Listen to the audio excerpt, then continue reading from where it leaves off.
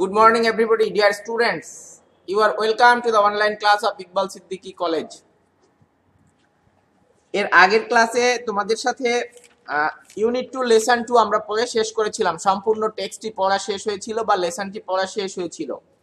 তোমাদেরকে এর যে এক্সারসাইজ ছিল লেসনগুলো শেষে 3টা এক্সারসাইজ করতে বলেছিলাম। তো সেই 3টা এক্সারসাইজ আমি আজকে সলভ করব। তোমরা যারা লিখেছো অলরেডি তোমরা সেই খাতা নিয়ে বসো, এটার সাথে একটু মিলিয়ে নিবা। আর যারা এখনো লিখে পারোনি বা প্রিপারেশন নিচ্ছ এটা শেষ করবা, তাদের জন্য পরামর্শ হচ্ছে তোমরা খাতায় নোটটা নিয়ে নাও অথবা স্ক্রিনশট নিয়ে নিতে পারো। এখন স্ক্রিনে যেটা দেখা যাচ্ছে এটা একটা স্ক্রিনশট নিয়ে নাও। এটা হচ্ছে এক্সারসাইজের কোশ্চেন নং 3, আনসার দ্য ফলোইং কোশ্চেনস। এটার এখানে 6টা কোশ্চেন ছিল। এখানে এই স্ক্রিনে তোমরা 3টা কোশ্চেনের উত্তর দেখতে পাচ্ছ। তাহলে আমরা প্রথমটা একটু দেখি। বই কিন্তু অবশ্যই সাথে থাকা উচিত তোমাদের, মানে বই থাকলে এটা মিলিয়ে তুমি দেখতে পারবা বা সহজে বুঝতে পারবা। আর বই ছাড়া শুনে শুনে তুমি এটা অ্যাডজাস্ট করতে অসুবিধা হয়ে যাবে বা কষ্ট হবে। সো বইটা সবাই সাথে নিয়ে বসো এবং খাতাটাও। তাহলে 3 নাম্বার এক্সারসাইজে যে প্রশ্নটা ছিল সেটা হচ্ছে আনসার দ্য ফলোইং কোশ্চেনস। এখানে যে প্রশ্নগুলো আছে এই প্রশ্নগুলো সবই যে টেক্সটটা আমরা পড়ে শেষ করলাম, যে লেসনটা, এই লেসন রিলেটেড। তাহলে প্রথম যে কোশ্চেনটা এটা একটু দেখো, what are some of the symptoms of leprosy. Symptoms মানে কি তোমরা আগেই জেনেছিলে, তাহলে প্রশ্নটা কি জানতে চাচ্ছে আমাদের কাছে, what are some of the symptoms of leprosy. Leprosy যে রোগটা, এই রোগের কিছু লক্ষণ বা উপসর্গ কি কি। তো আমরা টেক্সট পড়ে জেনেছি। আর এই WH কোশ্চেনগুলোর উত্তর কিভাবে দিতে হয় তোমরা জানো, ইতিপূর্বে বিভিন্ন ক্লাসে তোমরা এই কম্প্রিহেনশন রিলেটেড আনসারিং কোশ্চেন এটা প্র্যাকটিস করে এসেছো। তো WH কোশ্চেন দিয়ে যে কোশ্চেনগুলো করা হয়, WH ওয়ার্ড দিয়ে যে কোশ্চেন ওয়ার্ডগুলো দিয়ে যে কোশ্চেন তৈরি করা হয়, এটার উত্তর দিতে গেলে তোমাকে কি করতে হবে, ওই কোশ্চেন যে টেন্সে আছে এবং কোশ্চেনটা যেভাবে করা হয়েছে ওই কোশ্চেনের ভিতর থেকেই তোমাকে উত্তরটা শুরু করতে হবে। সাপোজ আমি যদি তোমাদেরকে এক্সাম্পল দিতে চাই, যদি তোমাদেরকে জিজ্ঞাসা করা হয় যে what is your name, what is your name, তোমাকে বলতে হবে, তুমি শুধু নিজের নামটা বলতে পারবা না, তাহলে এই প্রশ্নের উত্তর ভুল হয়ে গেল। তোমাকে বলতে হবে মাই নেম ইজ, মানে কোশ্চেনের ভিতর থেকেই তোমাকে সাবজেক্ট নিয়ে বা যে বিষয়ে প্রশ্ন করা হয়েছে সেই বিষয়টা ওখানে সাবজেক্ট হবে উত্তরের, তারপরে তুমি বাকিটা বলবা ওই টেন্সেই, ওই কোশ্চেনের ভিতরেই তোমার টেন্স, যে টেন্সে কোশ্চেন করা হয়েছে। What is your name, my name is অমুক, এরকম। আর যদি তোমাকে কোনো অক্সিলিয়ারি ভার্ব দিয়ে কোশ্চেন করা হয় সেক্ষেত্রে তুমি ইয়েস নো আনসার দিতে পারো। এই দুই ধরনের কোশ্চেন, এর ভেরিয়েশনটা হচ্ছে এরকম বা এর ডিফারেন্সটা হচ্ছে এরকম।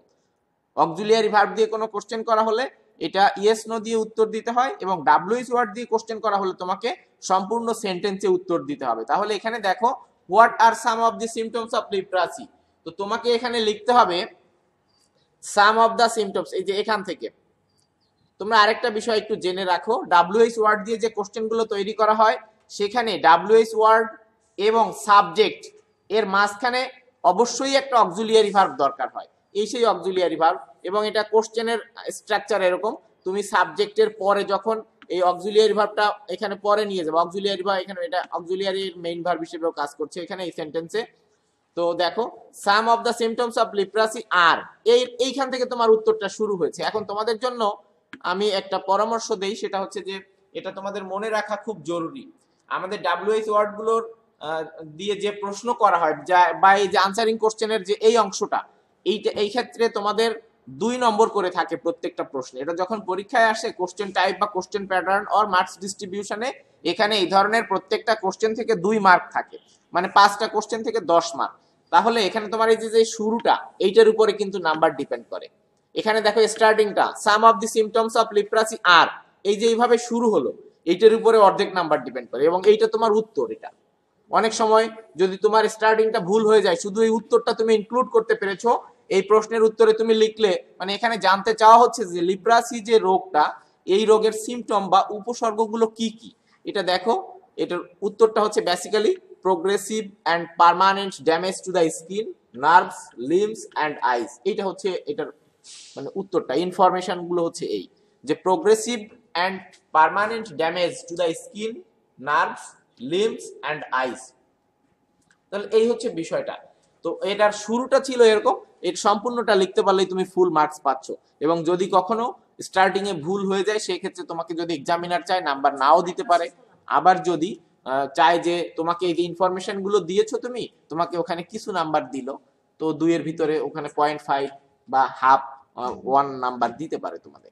যাই হোক, তাহলে এই প্রশ্নটার উত্তরটা তোমরা জেনে গেলে এটা স্ক্রিনশট দিয়ে রাখো, অথবা যদি লিখতে পারো সাথে সাথে লিখে নাও যে some of the symptoms of leprosy are progressive and permanent damage to the skin, nerves, limbs and eyes. Okay, next কোশ্চেনটা দেখো, how is the study of leprosy bacterium, how is the study of leprosy bacterium different from the story of other infectious organism. তাহলে এখানে বলছে যে কিভাবে the study of leprosy bacterium, study বলতে এখানে research আর গবেষণা, অফ লিপ্রাসি ব্যাকটেরিয়াম, এই যে লিপ্রাসি রোগের সাথে রিলেটেড যে সব জীবাণু, এই জীবাণু নিয়ে যে গবেষণাটা, এটা কিভাবে ডিফারেন্ট, কার সাথে different, from the story of other infectious organism, অন্যান্য যে সংক্রামক রোগ রয়েছে সেই সংক্রামক রোগের জীবাণুর সাথে লিপ্রাসি রোগের যে জীবাণুগুলো, এইটার মধ্যে পার্থক্যটা কি বা এটা কি কেন আলাদা। তো এমনি যে কোনো নর্মাল যে সংক্রামক রোগ তার থেকে লিপ্রাসিটা অনেক বেশি সিরিয়াস। তো এই দুইটাই সংক্রামক রোগ বা দুই ধরনেরই এই যে রোগের জীবাণুর কথা বলা হচ্ছে, এর ভিতরে ডিফারেন্সটা কি এটা একটু দেখে নাও ভালো করে। দ্য স্টাডি অফ, এই যে এখান থেকে উত্তরটা শুরু হবে তোমার, the study of leprosy bacterium different from the story of other infectious organism. The study of leprosy bacterium is different from the study of other infectious organisms as মানে এখানে কারণ অর্থে ব্যবহৃত হয়েছে এখানে, বা যেন, the leprosy bacterium cannot be grown in the lab to study or to use for developing a vaccine।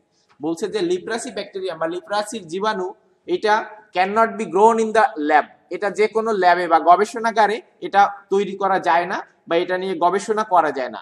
কিসের জন্য, মানে তৈরি করা যায় না টু স্টাডি করার জন্য বা গবেষণা করার জন্য, অথবা to use for developing A vaccine, মানে এটা কোনো ল্যাবের এটা নিয়ে পরীক্ষা নিরীক্ষা করা যায় না, কোনো ভ্যাকসিন এটা থেকে তৈরি করা বা ভ্যাকসিন উৎপাদন করার জন্য এটা নিয়ে কোনো মানে ল্যাবে পরীক্ষা নিরীক্ষা করা যায় না।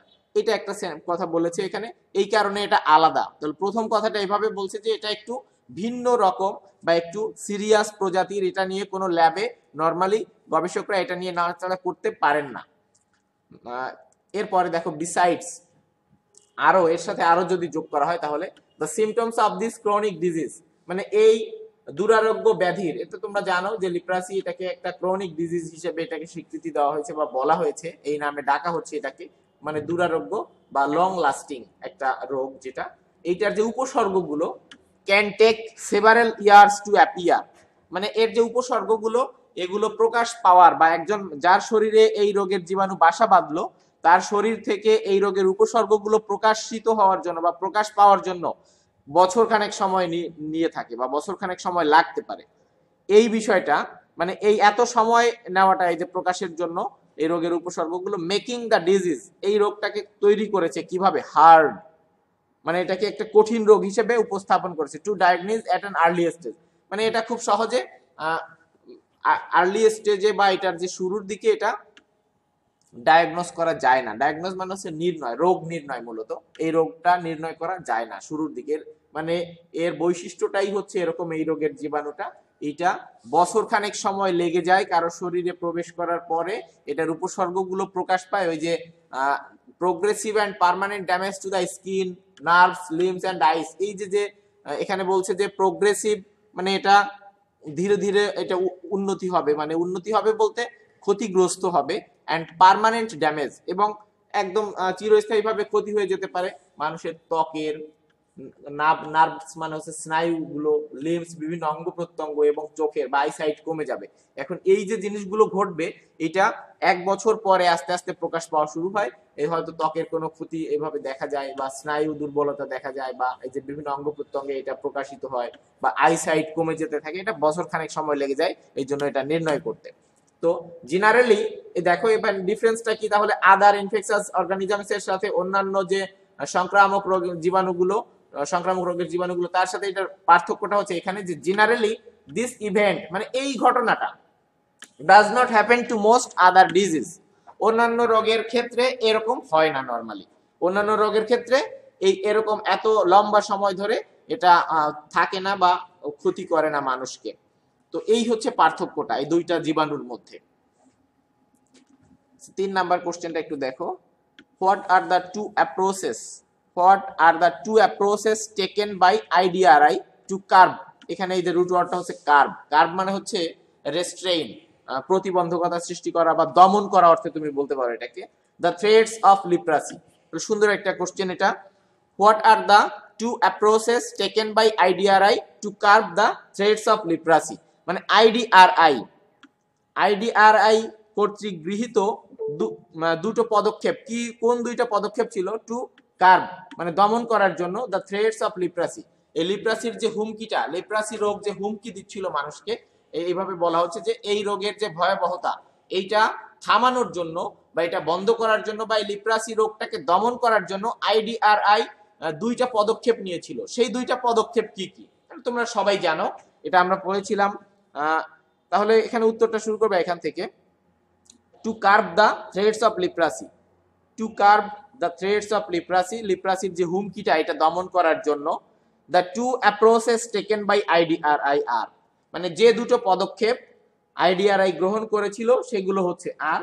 ফার্স্ট, প্রথমত an easy to use test, সহজে ব্যবহার করা যায় এমন একটা test that provides an early diagnosis of infection before clinical symptoms, মানে ক্লিনিক্যালি এটার যে উপসর্গগুলো এইগুলো প্রকাশ পাওয়ার আগেই এটা নির্ণয় করার একটা পদ্ধতি। যে টেস্টটা ইজি টু ইউজ টেস্ট, যে টেস্টটা প্রয়োগ করার ফলে মানে ক্লিনিক্যালি এটা বা ওই যে আগে বলা হচ্ছিল যেমন ট্রেডিশনালি 1 বছর পরে উপসর্গগুলো ধরা পড়বে, তার আগেই এই ইজি টু ইউজ টেস্ট যেটা, এই টেস্টটা করার ফলে খুব আগেই এটা ডায়াগনোস করা সম্ভব হবে বা আগেই এই রোগটা নির্ণয় করা সম্ভব হবে, এরকম একটা টেস্ট আবিষ্কার করেছিল IDRI।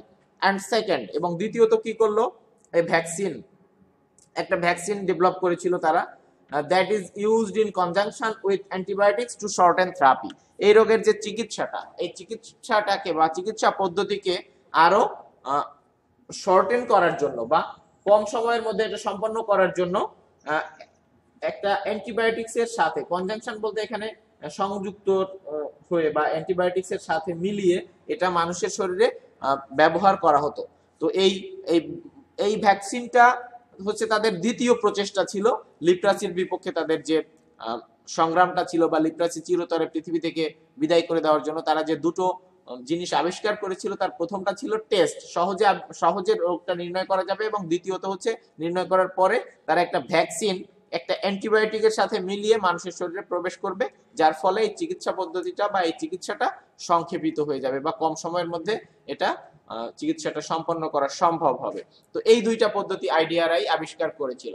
তাহলে এখানে 3টা কোশ্চেন তোমরা এটা বুঝতে পেরেছো তো নাকি? ওকে, এখানে দেখো ডি তে বা কোশ্চেন নাম্বার 4 যেটা, এটা what according to the author is the most exciting breakthrough in IDRI's war against leprosy. তো এটাও তোমরা টেক্সটের মধ্যে সরাসরি শুনেছিলে, আমি পড়িয়েছিলাম তোমাদের যে লেখকের মতে what is the most exciting breakthrough, সব থেকে উল্লেখযোগ্য উন্নতি কোনটা? মোস্ট এক্সাইটিং ব্রেক থ্রু, এখানে সব থেকে উল্লেখযোগ্য উন্নতি, ব্রেক থ্রুকে উন্নতি বলা হচ্ছে। এই যে তারা লিপ্রাসির বিরুদ্ধে যে সংগ্রামটা করছিল ইন IDRI's ওয়ার, মানে IDRI যে যুদ্ধটা অ্যাগেইনস্ট লিপ্রাসি, লিপ্রাসির বিপক্ষে তারা যে সংগ্রামটা করছিল, এইটার মধ্যে সব থেকে উল্লেখযোগ্য উন্নতি তাদের কোনটা, এটা একটু দেখে নিই আমরা। অ্যাকর্ডিং টু দ্য অথর মানে লেখকের মতে, এই মানে এই প্রবন্ধটা বা এটাকে তুমি কি বলতে পারো, এটা হচ্ছে একটা আর্টিকেল। এই আর্টিকেলটা লিখেছিলেন IDRI এর, তোমরা জানো যে founding president and one of the chief scientific কি বলা যায়, মানে অনেকেই যারা ছিল IDRI এর সাথে জড়িত তাদের ভিতরে একজন শ্রেষ্ঠ বৈজ্ঞানিক কর্মকর্তা বলতে পারো, চিফ সাইন্টিফিক অফিসার, যিনি এই IDRI প্রতিষ্ঠা করেছিলেন, তিনি এই টেক্সটটা লিখেছিলেন।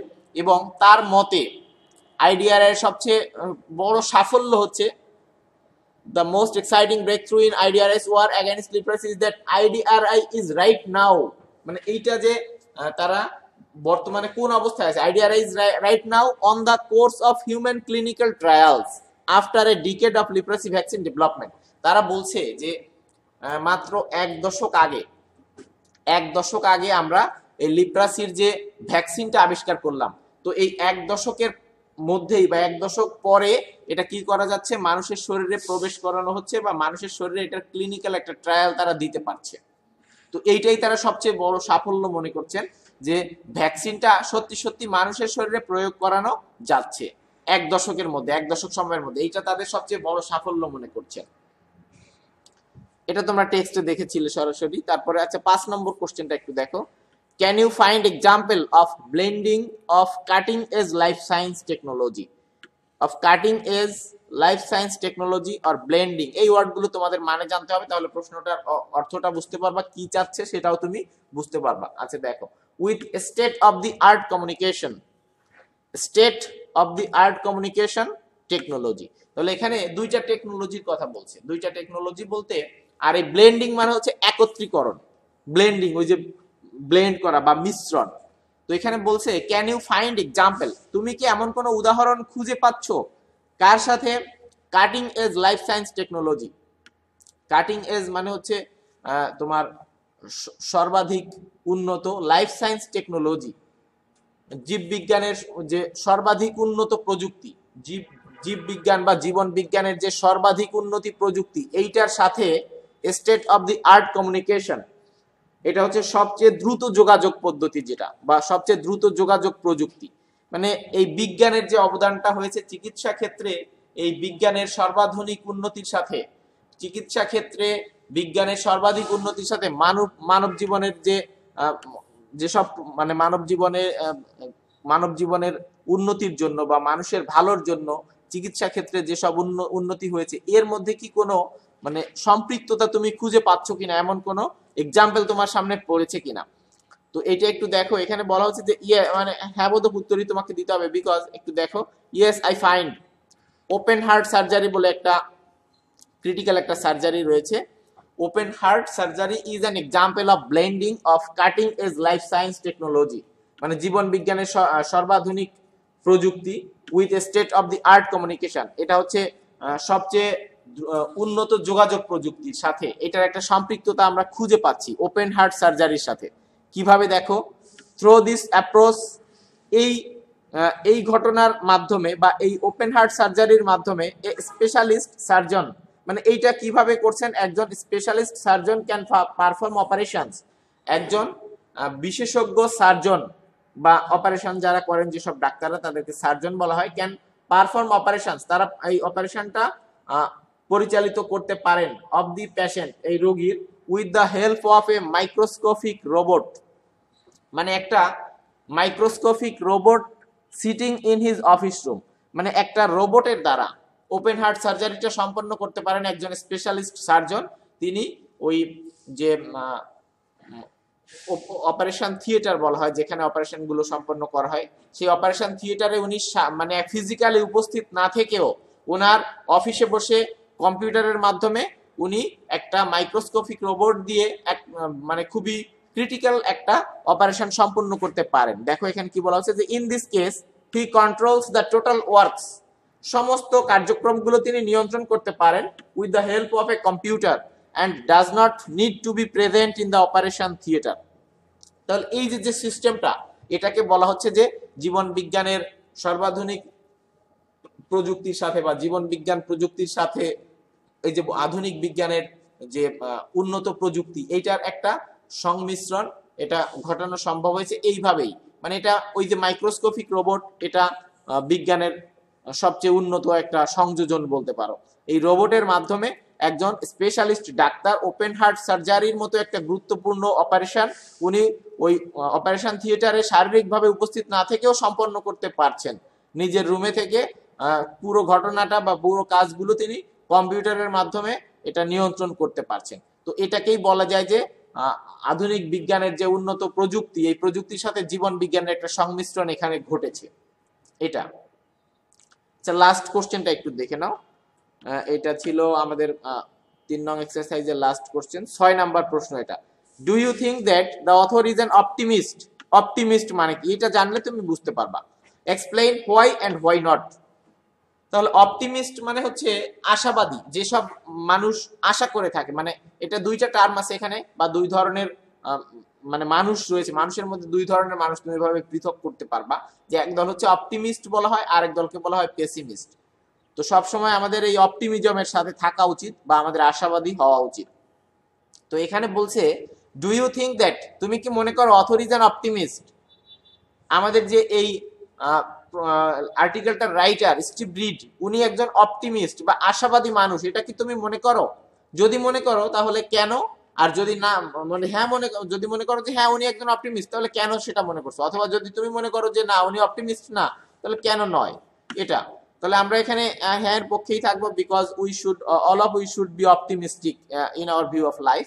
অপটিমিস্টিকই আমাদের হওয়া উচিত। We should not follow pessimism, মানে হতাশাবাদ আমাদের কখনো অনুসরণ করা উচিত নয়। আমাদের আশাবাদ, যেটা যেখানে আশা আছে সেটা নিয়ে আমাদের সবসময় চলা উচিত। তো yes I think that the author is an optimist. হ্যাঁ আমি মনে করি, এটা অক্সিলিয়ারি ভার্ব দিয়ে শুরু হয়েছিল প্রশ্নটা, এটা অক্সিলিয়ারি ভার্ব দিয়ে শুরু হয়েছিল, তোমরা খেয়াল করো আমরা ইয়েস নো উত্তর দিয়েছি, কিন্তু এটাও ইয়েস দিয়ে তারপরে তুমি বর্ণনা করেছো পরের অংশের। আর এখানেও do you think that the author is an optimist? Yes I think that the author is an optimist. এরপরে দেখো বিকজ, কেন, এই যে তুমি কারণ ব্যাখ্যা করছো। বিকজ কারণ, when he started his research on leprosy, যখন তিনি এই লিপ্রাসি নিয়ে তার গবেষণাটা শুরু করেছিলেন, people at that time, ওই সময় people at that time thought, ওই সময় মানুষগুলো ভাবতো this disease would eliminate মানে রিমুভ বা ডিলিট বা চলে যাওয়া, this disease would eliminate itself, এই রোগটা নিজে নিজেই সেরে যাবে ওভার টাইম, এটা সময়ের সাথে সাথে। এই যে তোমাদের সাথে আমি ওই চিকেন পক্স বা গুটি বসন্ত বলা হয় যেটা, ওইটার কথা বলেছিলাম, এটার একটা সিমিলারিটি পাবা তুমি। সিমিলারিটি পাবা মানে ওটাও মারাত্মকভাবে ত্বকের ক্ষতি করে, ওটা কিন্তু ওটার এক্স্যাক্টলি ওটার এখনো কোনো ওষুধ আমার মনে হয় আবিষ্কার হয় নাই বলে মানুষ এটা বিশ্বাস করে, এবং সব মানুষই এটা বিশ্বাস করে যে এটা 7 দিনের আগে তো কমেই না। মানুষের শরীরে যেভাবে এটা ত্বককে ক্ষতিগ্রস্ত করে, 7 থেকে 8 দিন বা 15 দিন পর্যন্ত লেগে যায় এটা সম্পূর্ণ সেরে উঠতে, এবং এটা কম বেশি প্রত্যেক মানুষেরই হয়। এটাকে সিজনাল একটা ফ্লু বলা হয়, চিকেন পক্স বা গুটি বসন্ত। তোমরা যারা এটা দেখেছো তাহলে তোমাদের এক্সপেরিয়েন্স গ্যাদার হয়েছে এখান থেকে, তো এটার সাথে তুমি মিলাতে পারবা। তো ওই লিপ্রাসিটা হচ্ছে এটা দীর্ঘদিন থাকে। আচ্ছা যাই হোক, দেখো এটা ওই সময় যখন এই রোগটা নিয়ে বা লিপ্রাসি নিয়ে গবেষণার কাজ শুরু করেছিলেন আইডিআরআইতে স্টিভ রিড, তিনি ওই সময় দেখলেন যে সব মানুষ মনে করছে বা সব মানুষ ভাবছে this disease would eliminate itself over time, এটা কি হবে, এটা সময়ের সাথে সাথে আপনা আপনি চলে যাবে বা আপনা আপনি সেরে উঠবে। But he did not wait for that, কিন্তু তিনি এটার জন্য অপেক্ষা করেনি, রেদার বরং হি ওয়ার্কড হার্ড, তিনি মানে এই যে আপনা আপনি চলে যায়, সব মানুষ বিশ্বাস করছে এই রোগটা এমনি এমনি সেরে যাবে, তো এইটার জন্য তিনি অপেক্ষা করেননি, বরং হি ওয়ার্কড হার্ড, তিনি কঠোর পরিশ্রম করেছেন, অ্যান্ড অ্যাট লাস্ট, এবং শেষ পর্যন্ত got the vaccine two cure this disease, এই রোগটা সারানোর জন্য একটা ভ্যাকসিন তিনি পেয়ে গেছেন মানে গবেষণা করতে করতে সেই গবেষণার মাধ্যমেই একটা ভ্যাকসিন তিনি ডেভেলপ করতে পেরেছেন। He is further hopeful to make this disease, তারপরের আরো আশা হচ্ছে to make this disease disappear, পরবর্তীতে তিনি আরো আশা করেছেন ভ্যাকসিনটা তৈরি করার পরে যে সম্পূর্ণভাবে এই রোগটাকে তিনি ডিসঅ্যাপিয়ার করে দিবেন পৃথিবী থেকে, মানে নিশ্চিহ্ন করে দিবেন, পৃথিবীতে এই রোগের কোনো অস্তিত্ব তিনি রাখবেন না বা এই রোগের অস্তিত্ব থাকবে না, এটা তিনি পরবর্তীতে আশা করেছেন। So I can say that he is an optimist, তাই আমি বলতে পারি যে তিনি একজন অপটিমিস্ট। আমাদের 6 নম্বর যে এক্সারসাইজ, এটা একটা স্ক্রিনশট দিয়ে নাও সবাই। 6 নম্বর এক্সারসাইজে এখানে কিছু ওয়ার্ড দেওয়া ছিল, এই ওয়ার্ডগুলোর অর্থটা এখানে বাংলায় দেওয়া, তারপরে ইংরেজিতে দেওয়া। তো আমি এটা একটু সংক্ষেপে পড়ে দিচ্ছি, এটা তোমরা একটা স্ক্রিনশট দিয়ে নাও। তোমাদের 6 নম্বরে যে এক্সারসাইজ ছিল সেটা অ্যান্টিজেন।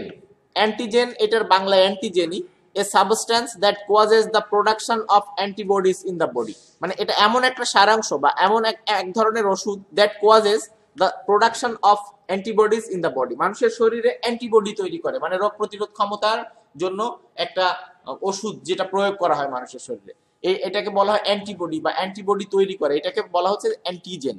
এরপর দেখো সিমটম, এটা জানো লক্ষণ বা ইন্ডিকেশন।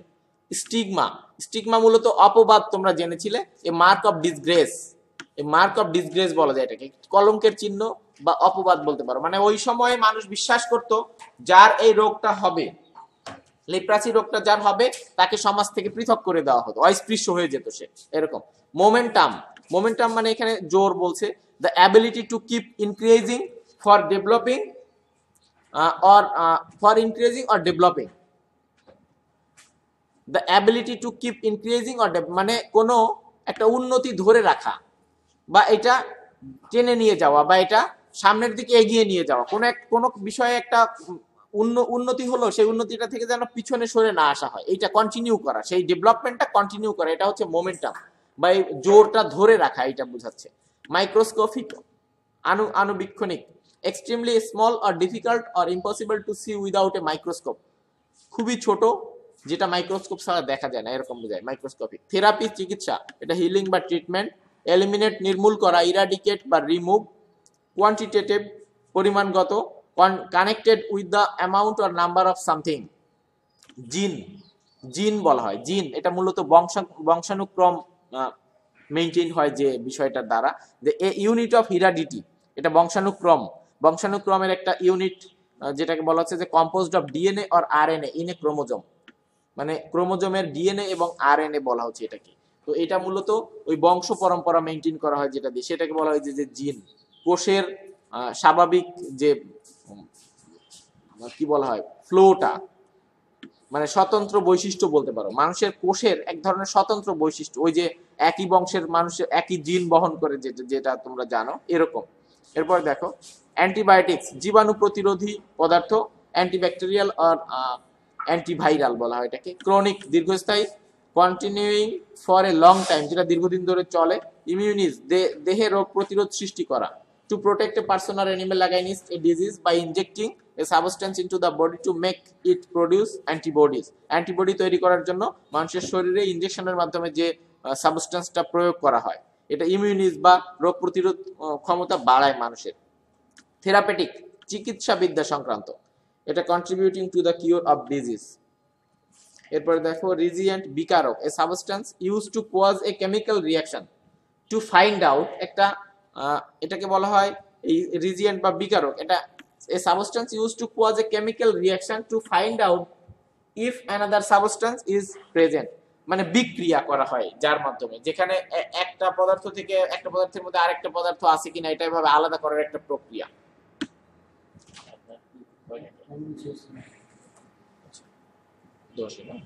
আচ্ছা এটা একটা স্ক্রিনশট দিয়ে নাও তোমরা, কোশ্চেন নং 7, এখানে 5টা ভার্ব রয়েছে, এই ভার্ব গুলোকে সরি 5টা নাউন রয়েছে, এগুলোকে তোমরা ভার্ব করবা। এটার একটা স্ক্রিনশট দিয়ে নাও, এটা তোমাদের এক্সারসাইজ নং 7, এখানে 5টা নাউন দেওয়া আছে, 5টা নাউনকে ভার্ব করতে হবে এবং তারপরে এটার অর্থ দেওয়া আছে। ঠিক আছে, তো আজকের ক্লাস এই পর্যন্তই। আমরা আমাদের আগামী কালকের ক্লাসে ড্রিমস পড়বো, হোয়াট ইজ এ ড্রিম, এইটা তোমরা বইটই নিয়ে একটু রেডি থাকবা। ভালো থেকো সবাই।